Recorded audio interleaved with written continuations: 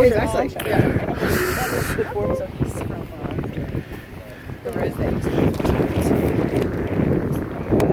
so you get the nice light in the background, but then you don't have overexposure on your face. Until you just tilted it a hot second ago. Like, yes, would you look at the grown-up stuff we're participating in today? Look at that! Now, y'all know in all the years I've been shooting, I ain't had nobody stand up there with a reflector. God bless her. Yes! Shout out to the techs on the team. Yes! She holds the sun. Yes, she... in fact, she does. Ooh, ooh, ooh, ooh. Okay, now glide over just...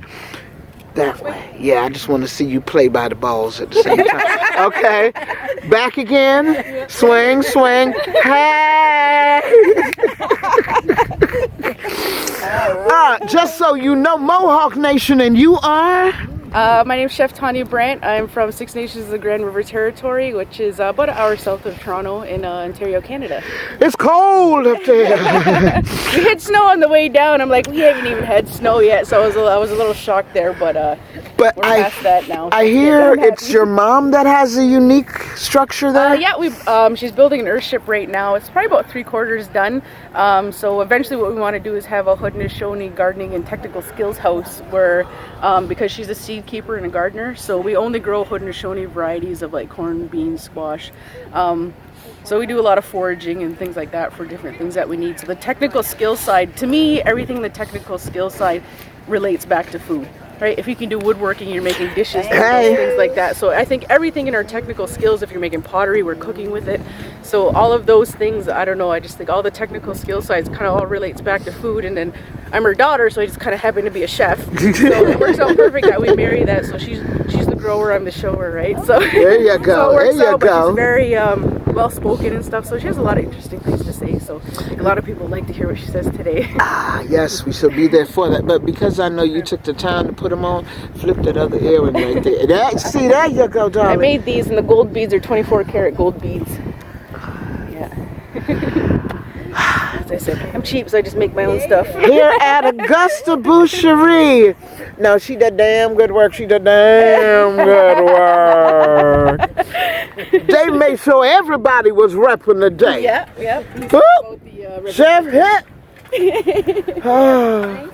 No problem. Welcome to Augusta, even though I'm not from here, but I'll say welcome. Things edition of Food Porn. Oh, we love playing with colors.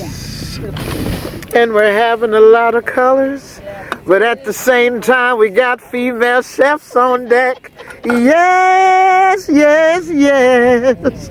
I got a 1-2 punch. Taking care of nations at the same time. My ladies are doing the darn thing. Yes.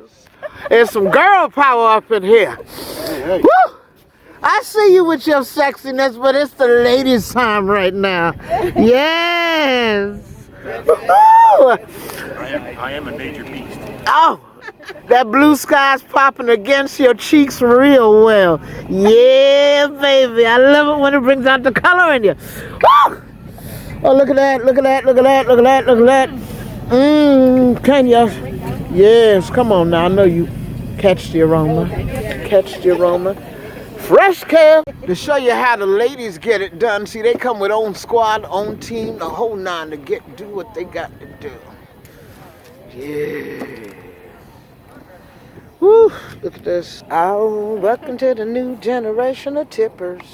Are you tipping well? Are you tipping well? Do you know the tip thing? I can't feel my fingers, so I'm doing a really terrible job. You're good, man. Part of the whole bearing the agony, the glory of tipping is the fact that they're gonna swirl. Like,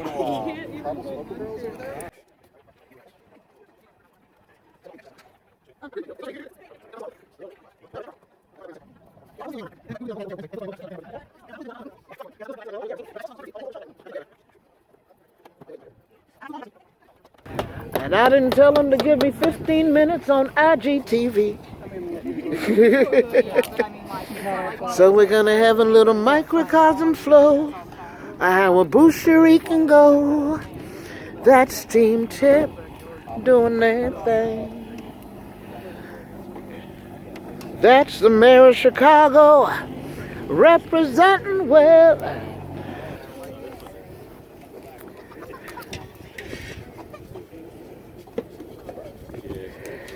Here's the leader of the pack.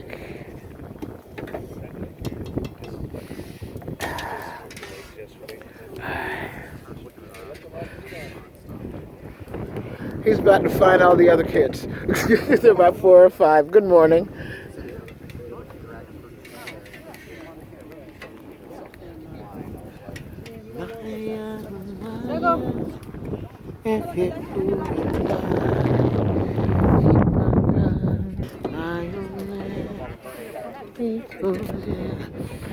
My morning,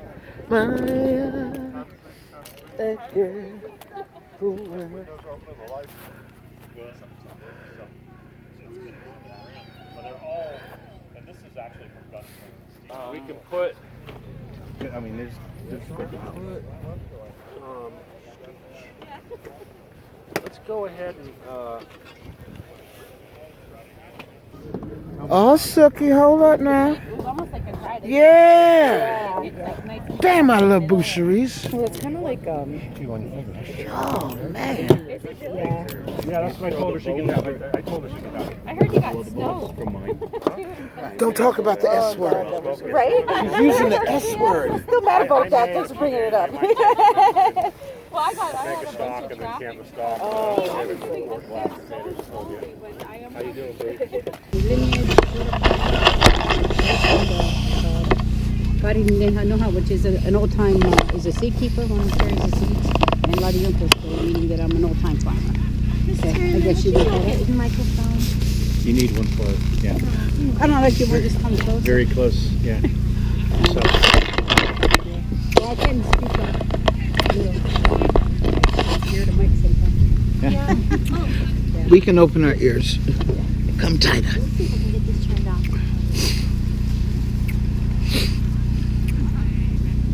Anyway, yeah, she said yes. I came with my daughter. She's a chef.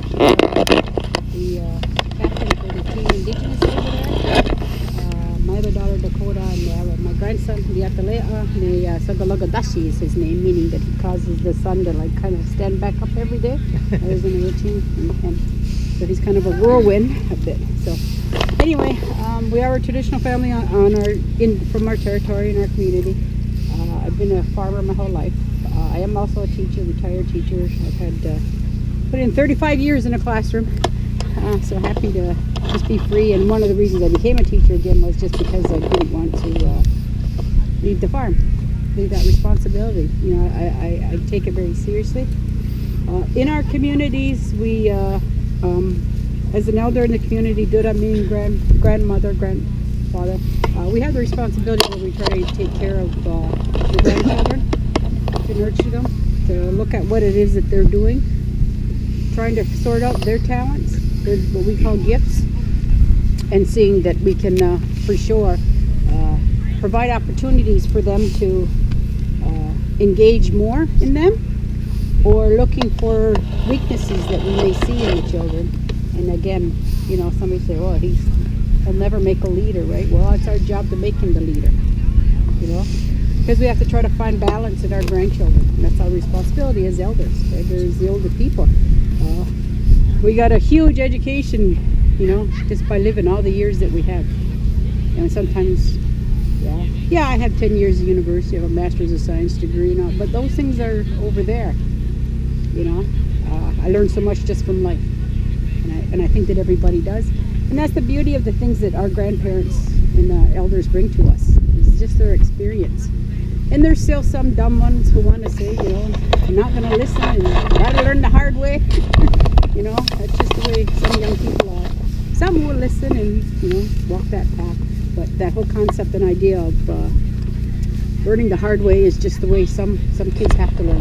So anyway, I take being an elder, a grandparent, is a unique opportunity.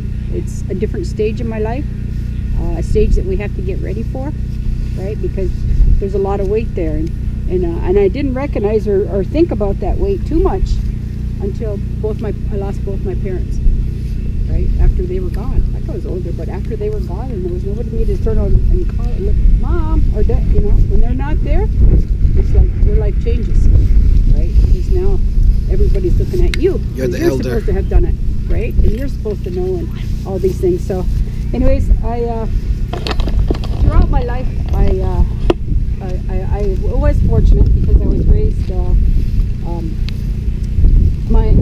If you live on a reservation, there's not a lot ever work in a reservation. So the generations of the people have got to go away and go away to work in the city or things like that. So my father was a carpenter, so he had to go away a lot. And so sometimes the people would go, and the family would go, and sometimes they wouldn't. But like for me,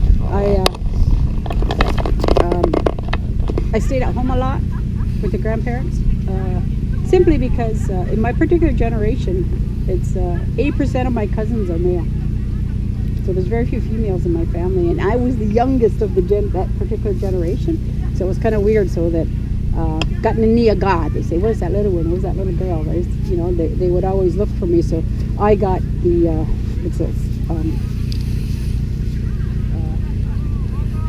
I kind of was spoiled rotten. I guess is the easiest way to say it. Because I didn't have to. I could stay home with all that kind of stuff, and just stay with the old people and do what they did. I didn't go to school, even though I have I've been in university for 10 years. I'm a university professor. I've done a lot of things, but I didn't go to school till I was 11. Right? There was a whole bunch of education behind me that had to come with that, staying with the old people. Okay? So when I learned agriculture, I had the old people were my mentors, my grandparents, my grandfather, my grandmother, my aunts, my uncle more so, and of course both my parents. And so each one of those kind of people gave me things and gave me an understanding, and each one of them presented a sliver of what became me to me, right? The things that they taught or the things that I caught and remembered. And so I really appreciated that. And this is really making me nervous. Okay, I'll move it back.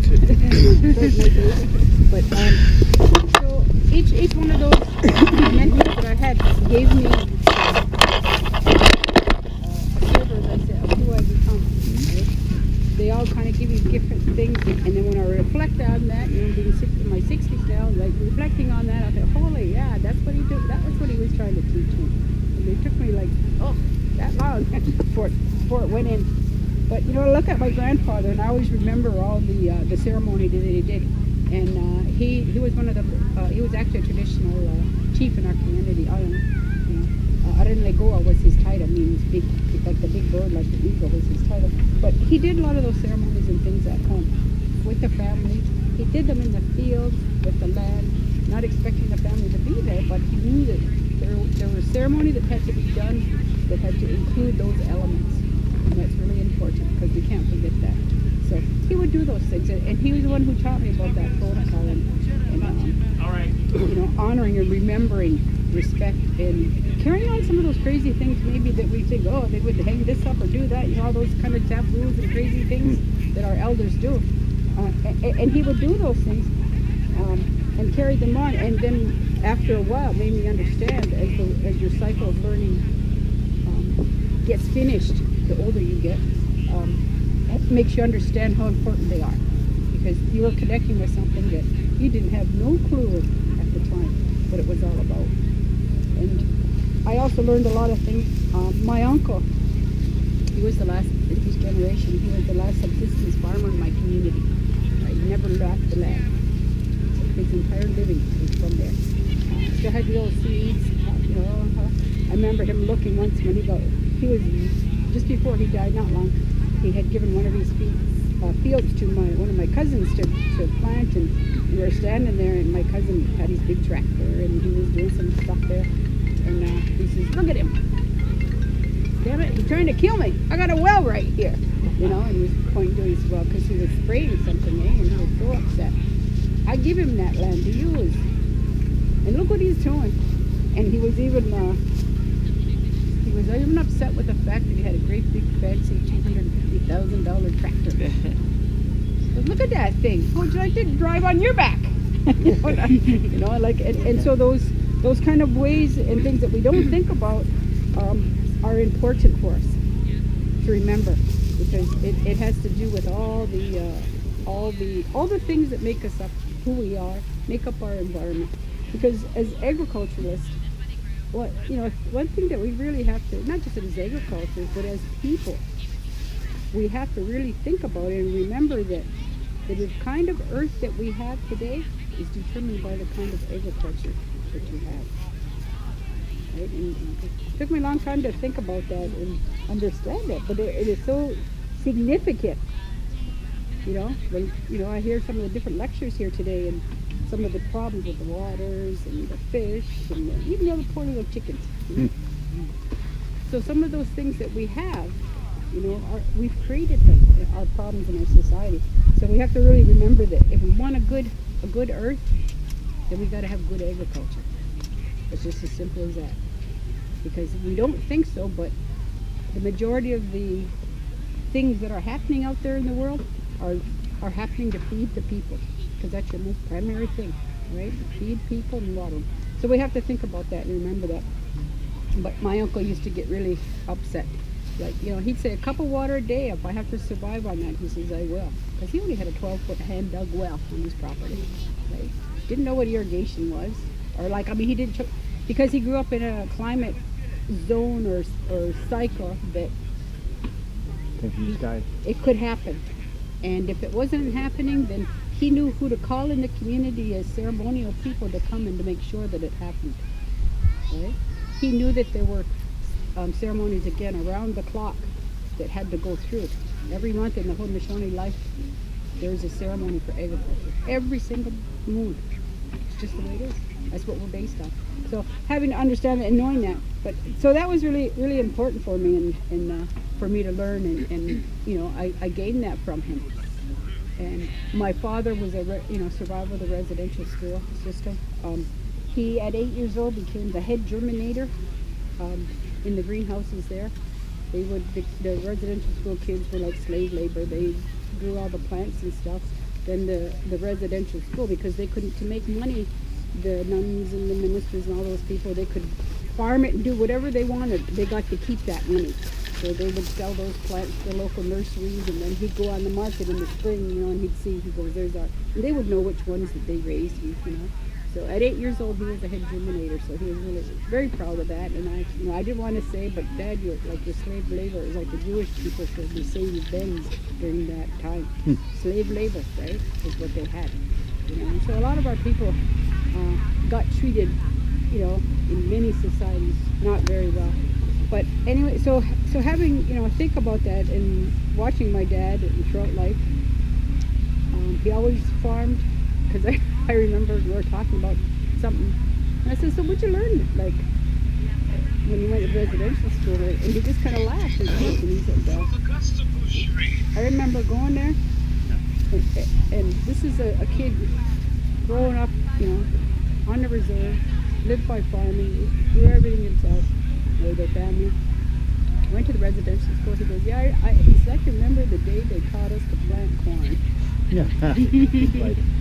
And I'm sitting there, and I thought, I didn't really think about that, a lot there, but the day they taught us, he goes, yeah. He says, they said we didn't know how. So what he meant is that in my community, we have various practices, strategies, things that we do to grow our corn. But when I went away to that residential school, the European, the minister, all those guys there, they taught us that our way wasn't right. This is the way you're supposed to do it. So he had to learn a new way. And if you didn't learn it and didn't do it right, then of course you got the strap, or you got a kick in the side, or you got a beating, right? That's just the way the way they were treated. So he was taught that even not just you yourself and your language weren't allowed to be used, but your simple things about agriculture were not welcome in the society. And so you had to learn and do it. And then I says, yeah, and look where that beginnings of commercial agriculture, where did it lead us down the road? But there's people like me, fortunately, that he still taught, here's my tricks, here's my way. I was the kid who did not want to leave the garden. When the weeding was all done, my brothers and sisters would scatter and run and just happy to, and always grumbling. But And you have to remember, gardening is not for everybody. But for me, it was my gift. It was for whatever reason the Creator gave me. So even like with my sister, she has the most beautiful gardens. But she also has a gardener. Right? You know, and she thinks she's, you know, she's a gardener, but I said, okay. But you know what I mean? So that's my gift, and I appreciate that.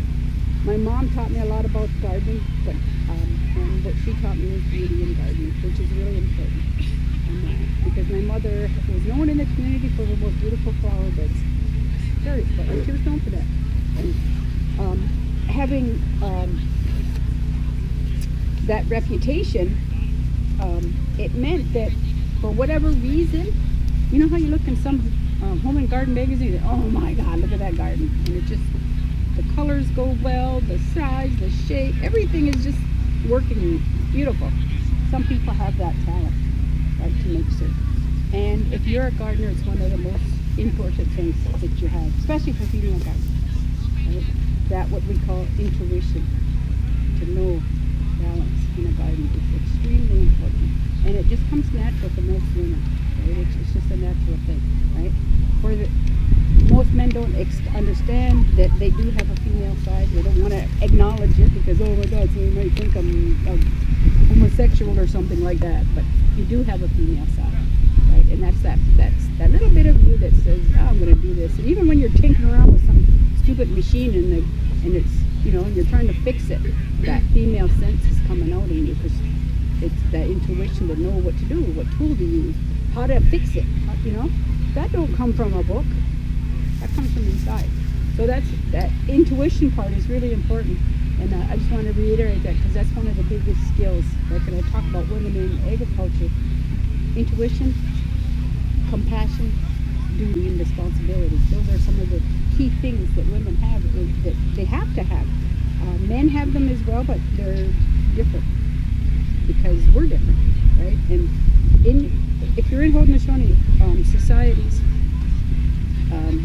we really very much that men are men and women are women. And I don't care which one you say you are, whether you're a man saying you're a woman, well, we don't care, we don't give a rip. But you have a responsibility to let me know what you are. And it was societies before, it's the Western settler societies that came and put a stigmatism to that. See, for us, we didn't care. That's your mind. The Creator said you decide what it is that you want to be, or that you're going to be.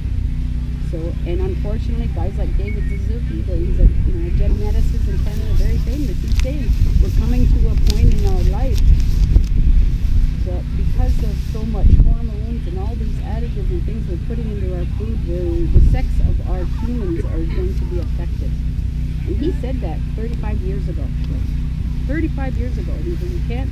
That's why we have these 8-year-old little girls that are going through their puberty because of what we're doing to them. So a lot of us say, well, we don't want to have these people that don't know what gender they are, but we've done it in our tinkering. So we have to be careful. So anyway, we Haudenosaunee have always, we know that they were there. They weren't really prevalent, but we knew it wasn't our responsibility to judge them one way or the other. Our only responsibility was for them to tell us what they are so that I could tell you, oh, you're going to be sitting over there then. Okay? And these are the jobs of the people that sit over there. Haudenosaunee society has males and female sides to everything. Females have certain work, men have certain work. And a lot of people say, well, I'm just as good as a man. I can do this and I can do that. Yeah, so can I. And I'm an old lady and I can still do it. But the reality is, if I do everything, what's he going to do? Right? There's always a balance of contribution that, as a head seed keeper in a community, as a corn maker, that we have to be aware of that balance in society. Because if I let him go and plant all the darn corn while she sits and watches her soaps, I don't know where his crazy man thinking's going to go. And unfortunately, we see a little result of that because men are very tinkering and mechanized, just your inherent nature. So that's why we see agriculture going the way that it has over the last 40 years, 50 years, right to that mechanization. Because you're sitting there watching them damn soaps, not paying attention to what he's doing out there. Right? And even if you're not physically doing it, it's still your responsibility to know what he's planning, how he's planning it, because you're going to feed your children that food. So you got to know what he's doing, right? And be able to guide it. And that's the difference between generally female and male agriculturalists or farmers, is that men want everything bigger, better. I was just watching these guys with the maple syrup and the MacGyver tractor, like, wow, that is so cool. Like, I wouldn't even have thought of that, right? I'd have been there chopping it up, you know. But it's just the difference in the way we think, right? But as long as I keep an eye on what he's doing and how he's doing it, and in the end product, yeah, I'll be happy, you know. It's when I stop my responsibility to monitor, to help balance that agricultural system, that I have to be concerned. And that's what the role of women today, like, you have to make sure, because your responsibility is to feed your children. That's generally all women want to do in agriculture. That's why they have gardens. I want good vegetables for my kids. I grew this myself, and that sense of accomplishment and the things you make from them, they come from that sense of wanting to be whole, right? And to ensure that everything in your children is whole. Not just giving them some strawberries. She was talking about trying a lot of things on my mind, but I mean, no offense, I don't want to eat California strawberries. I see how they grow them. I see what they do. And they're doing it in January. Like, come on. You don't eat strawberries in January. Maybe the dried ones. That's the cycle of eating, right? That's the cycle. I'm not supposed to be eating those foods at that time of year. But, so we have to, we balance that. But I want to grow my own strawberries, and I just a few of them, and I make my own jam, and it's so good. And you're right, it is. Because those plants came from generations of growing within the little region that you live within. The recipe could have come from a grandma or wherever, right? All those generations of those things. So those things are really important to us. And that beauty and that balance and knowing how to do those things, that was what my mom gave me, right? That was the message of the story that I learned from her. And my grandma, I gardened with my grandmother when I was young, and my grandma had certain practices, things that she did, and probably don't make any sense to some people, but they made perfect sense to her. And my kids laugh at me today because I still I plant peas on Good Friday. Right? Peas. Yeah, I plant them on Good Friday. And why do you plant them on Good Friday? Well, because my grandma planted them. I'm trying to write, why the hell did my grandma plant these things on Good Friday? Well, as you would say, because it's the only Christian holiday that makes sense. And I'm sitting there, what the hell? I don't understand. I said, what do you mean? She just looked at you like, are you dumb? Like, suppose it follows the moon. All those other Christian holidays don't. She says, that's why they never know when Easter is. So what she's trying to tell you is that the earth is doing a certain thing at a certain time of the year. And when those people celebrate that Easter, that Good Friday, it's a very significant agricultural time. It's a significant moon and star time. Something's happening to the earth, and what's happening is it's ready to start planting, time to plant. So she would do that, right? And so what she's trying to instill in me was the fact that I needed to understand it and always follow and plant by the moon, or as she was eating the stars, you have to, and as she said, it comes from that Christian holiday, remembering it is the one that makes sense. The other one to her, living on a reservation away from nowhere in her time period, no TV or maybe a little bit of radio. Those things just the other things didn't make sense to her, so she didn't even try to learn them. Right? She just stuck with what she grew up and learned. But anyway, so my grandmother really instilled that sense of intuition, and also that you put it in the ground and watch it, take care of it, nurture it, observe it, what's it need, right? Because I know she's just, one day, got your Mia gosh, she says, one day, little girl, you're not going to be little girl anymore, you're going to have babies. You got to know what they need. Right? By looking, watching, observing, and just using your best intuition that you can to figure out how to fix them. So those are things that we learn from agriculture, and in our societies, part of the what's the word? Rites of passage for our young women, our young girls, is to grow their own gardens, to nurture them, because it's important that they know how and that they learn, because someday they're going to be growing their own children and having them, and that's not an easy job, and they have to have some experience, right? And so anyways, having those opportunities as a young girl, right, were what made me who I am, and those different things and teachings and messages that each one of them gave to me. As I say, with women in agriculture and with men, see, our agricultural world is a little more split. Men have the responsibility in the traditional society of preparing the land, getting it ready for planting. Right? Other than that, it's go over there. And they're quite happy because they're gone off hunting or fishing camps or whatever. They're happy to go over there because, yeah. So then the women come in, and we have our ceremonies, right? Our collective ceremonies. We have our individual ones. We know we have tons of seed songs, we call them, and things like that. So we know when to plant. We do ceremonies where we, they have, I think it was the Baptists used to do that too, have the seeds and they'd bless them and bring them to their old churches. And I could be wrong, but I'm pretty sure it was those guys.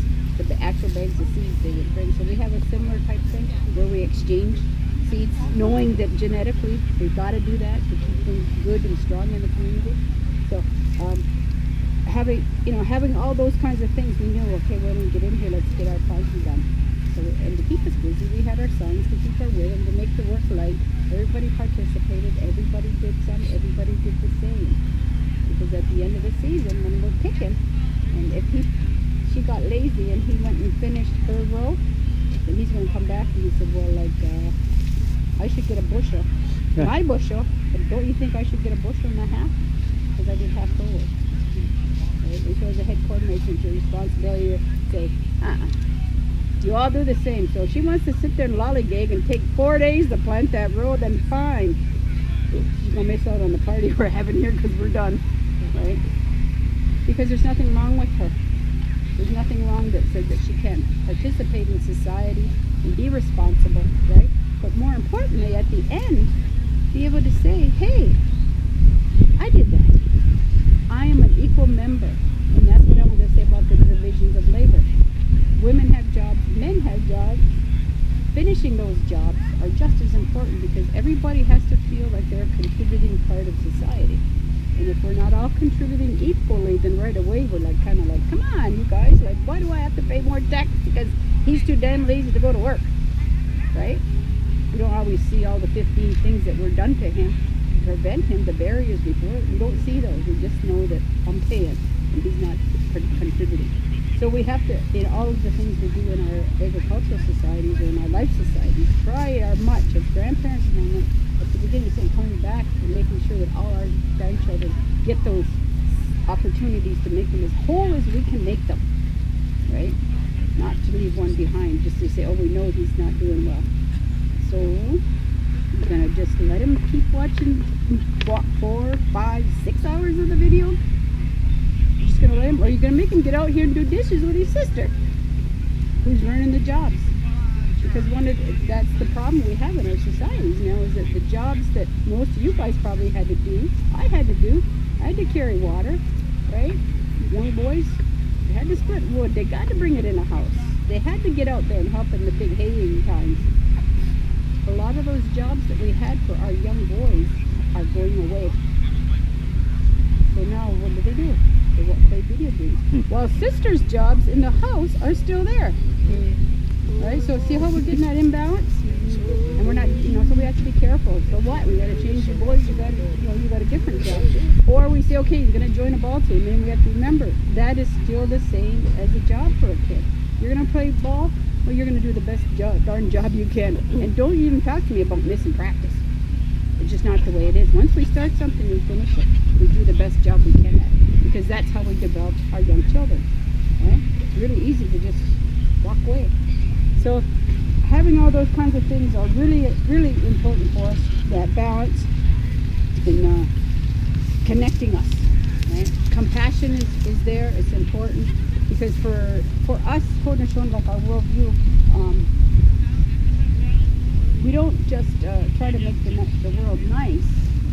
It's our inherent responsibility to leave the earth better than we found it. Better. Not just try to restore it, or you know what I mean? We got to leave it better.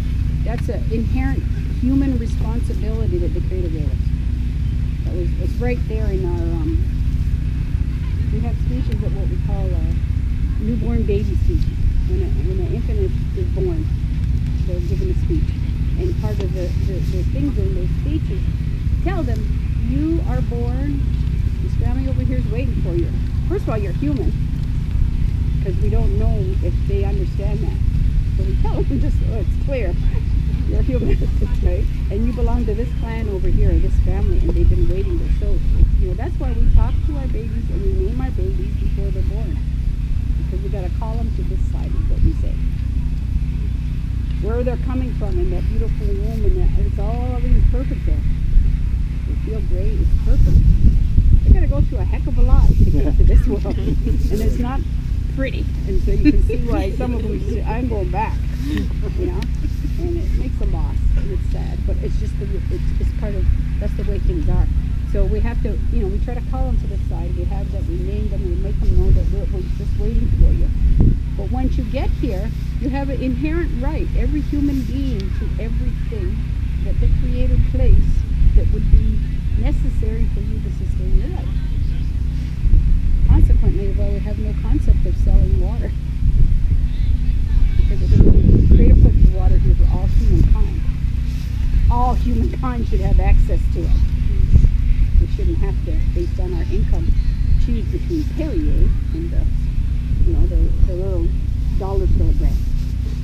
Because that's what we're doing. And we're allowing that. And that's something, again, we do it to ourselves. We should be up in arms that we got heck selling water. Right? So, anyways, all those kinds of things and understanding are in our speeches to our newborn babies when they're born. And it just helps orient them.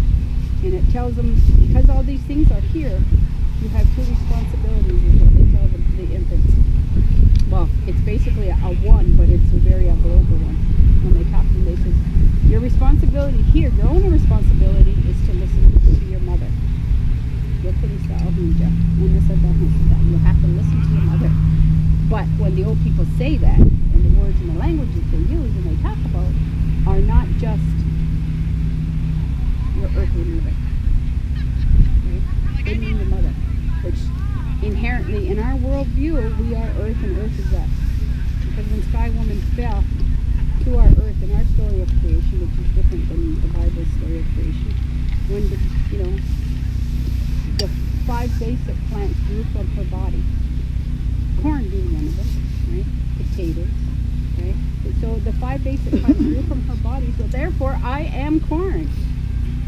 Because it grew from our Sky Woman's body. So we are inherently in our DNA and our genetics, and we're part of these things. So having those things in us, we have to, always reflect back and remember that we have a duty and responsibility that those things can continue unimpeded by pollutants or negative things. And when we see those negative things, we have a responsibility or duty again to try to fix them. Right? We also have that whole concept of duty and responsibility. We also have to remember that there are many entities and spirits, and you can't see them. But did you ever walk someplace like, holy Christ, I've been here before. I know I haven't, but your rational mind says, no, but God, I've been here before. That's what they call deja vu. I did this before, I met you before, I've done something before. Right? That's our spiritual world trying to connect with you to tell you, yeah, you did. You were here. We don't know when and how, but you were here in this place. So you have to acknowledge that, and your intuition, the more you develop it, and for women it's your alone time, it's making sure that you use that time well so that you can develop those things. But those spirits can be positive and they can be negative. In our belief, we have both. We have good medicine and bad medicine. We have good minds and bad minds. Unfortunately, everything is in balance. Sometimes this one gets a little more, and then this person does a bad thing, right? So we try to pull them back through ceremony and understanding and things like that for them to acknowledge the fact that spirits can cause damage, right? Bad minds can cause damage. Local gossip to us, gossiping is a negative. It's a bad mind because it creates bad feelings, all those other things. And so that's why they say you shouldn't do those things, right? Because they can, you know. So having that sense and those understanding of those, we know we also have to feed those spirits, and whether we're feeding them to keep them strong and healthy and to encourage them to be around, or we might say, hey, had enough of you. Here, eat and go. Right? Same with our dead. We love you, we want you, but I can't mourn for you we got 10 days to mourn for you, and then we stop. We have to return. We were told, return to your everyday chores. But 10 days of grieving is over. 1 year later, we say, we hope that we figure it takes the 1 year for a dead person to make their journey along the Milky Way. That's where our understanding of the route to heaven is. It takes them a year.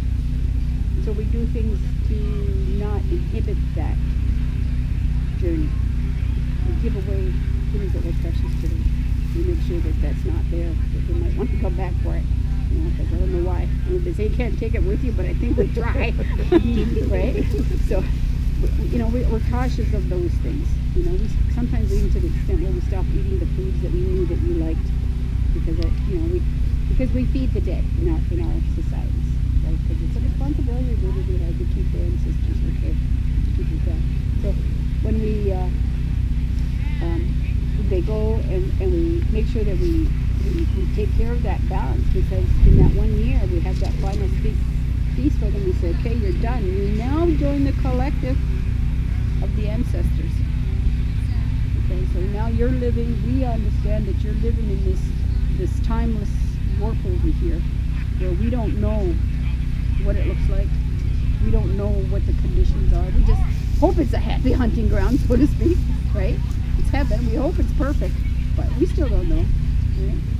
So we hope, so after that year, we hope that you're there, because we think that that's an awesome place to be, right? That's what we're hoping for. And that we also know that you may have done some bad things on your journey in life, that the Creator lifted them, because we as humans can't judge each other, only He can, right? So we hope that you've been responsible after you've done wrong, that you've tried to carry that load, you've tried to fix it as much as you can, payback, whatever, retribution as much. Jail does squat for people, right? They talk about how many keep going back. Well, right? So we have a extremely different worldview on the sense of justice in the Haudenosaunee community than the Western. You know, no man can judge anybody but ourselves. Right? We can't change. We can't make an addict not an addict unless the addict says, I want to not be an addict. Right? We get so frustrated trying to help you, we can't. Right? So as they get up there and they become part of that, we make sure that we continue the ceremonies annually. We call them ogiways, 2 times in a year. See, we will not visit a cemetery other than at those 2 ogiway times, because that's the place for the dead people. It's not our place. So we only have 2 ceremonial times when we're allowed to visit them, to clean the grave. We don't put up monuments, stone monuments, and because we don't believe in a monument to a person. It's very rare for us to name anything, even children, after something. Right? It's not right. Because we believe names belong to only one thing, one individual, right? And we can't have 2 at the same time, roaming the earth or having a monument that we talk about every left and right, because we believe we're constantly calling that spirit back, and we can't do that. So once they're gone, right, a name gets put away, as we say, back in the basket, and then the whole process before it can come out and be reused. So anyways, all those kinds of things and those balances are really important, as we know in our gardens are important. So it's up to women the responsibility, like, because you know, how many men will organize a wedding, right? Don't even, most men I know don't even like, yeah, I got some money here, you go, right? Very few men want anything to do with doing the big to-do for a bar mitzvah or a christening, right? And yet they're big, monumental times in life. So women have the responsibility and the duty to make sure they're the best that they can be, right? And that's fine, because that's the kind of thing we do. So women have that intuition, they have the compassion and the love to make sure that everything that they can prepare for their children and people can go forward, right? They have the duty and responsibility, and that's what they were born with, because they were born with the responsibility of giving life. Simple as that. Right? The Creator put that in you, you have to honor it, you have to think about it, and you have to do the best you can to make sure it goes forward. And we really need to think about that in the sense of, especially indigenous women in agriculture. I've been to the United Nations 3 times to represent indigenous farmers in Canada, right? And a lot of those things, statistics that roll around, you are now teaching us that within 10 years, 85% of the world will be fed by indigenous farmers. The majority of those farmers are women. And for no other reason, or part of the reason is because of life circumstances. The majority of the people that eat from farming in the Sudan are females. They have huge villages. There's women, kids, old people. There's no men because of war. They get taken away. As soon as they kind of reach puberty, get kind of big, boys, they're gone. Right? So women have come up with that, have that responsibility. Problem is that we have culture and different norms that, yeah, now they raise this wonderful crop of watermelon, but they're not allowed because of cultural norms to sell it as a woman at the market. So they got to find a man somewhere. Right? You know, that's all the stupid things that society puts on barriers for women just comes crazy. But we have to, you know, we try to live through those things, and we encourage women to continue in their capacity of being nurturers. Nurturers of the land, nurturers of your garden, nurturers of your children, your family, your work environment. Everything and every place you go, it's your responsibility to nurture it. Try to keep it whole. Right? That's just the way it is. And in agriculture is extremely important, because if you don't have a sense of intuition to look at a plant and figure, geez, it needs something, what am I going to do? Right? Or know how to nurture it, right?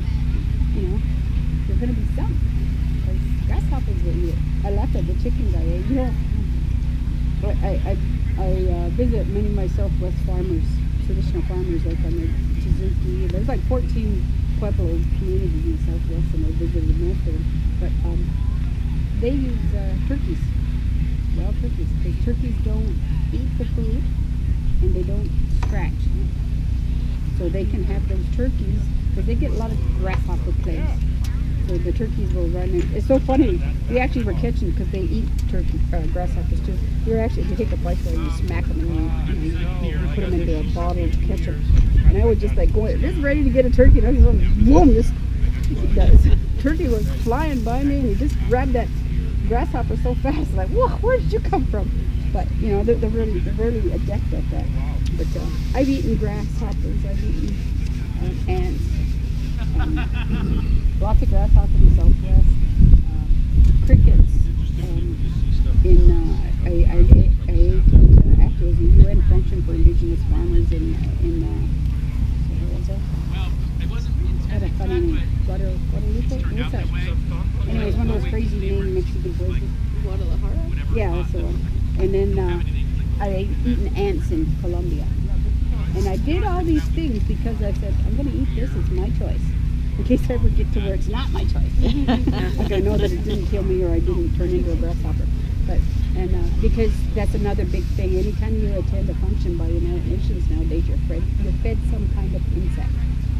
Because they're saying that's the next protein source that the world's got to get used to. So they're trying to get the ones and the movers and shakers around the world to get used to eating it, so that they will add it to their the world, the community diet.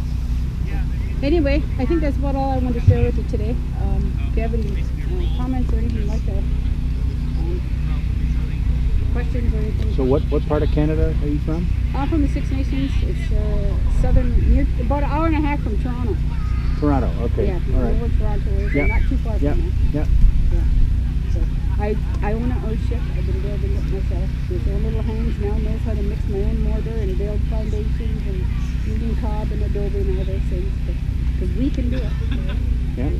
We are so, and I just love, see, I really appreciate those old guys in that whatever they made, because that is the backbone of what I think of when I think of America, right? Because I'm being a Canadian, like that's the backbone of people that said we can do it. We do it ourselves. We don't really, and we can do it in such a way it's not going to harm. But geez, a lot of companies and corporations take that away from us. And that's what I'd love to see back in America, because they always do it. When I was teaching school, one of the things I used to do is we had these Chinese guys, and I was doing a lot of what they call learning centers. It was a big thing in the 90s, Canada, United States. But they were just running around, these Chinese guys, and looking at, because I had a sandbox, a huge sandbox, and then I had a painting. So we have all these centers, and Canadian American teachers are encouraged to do that because of the creativity developed in kids. And the guy says, and the Chinese guy, the intern, says, he wants to know what because these little boys were playing with a couple of tractors in my sandbox, so he wants to know what they're learning. And I said, creativity. So it was just this big, and then he goes over here, and there was a discussion for like 20 minutes about what creativity was. I could just imagine what they were thinking, because that's what's missing in their societies. They can take anything creative minds in Canada, United States have made, and then they copy it. Never the right way, never perfect, but always cheaper, and then we buy it, right? And yet we had the same darn thing here, right? So anyway, thank you very much. Thank you. Thank you.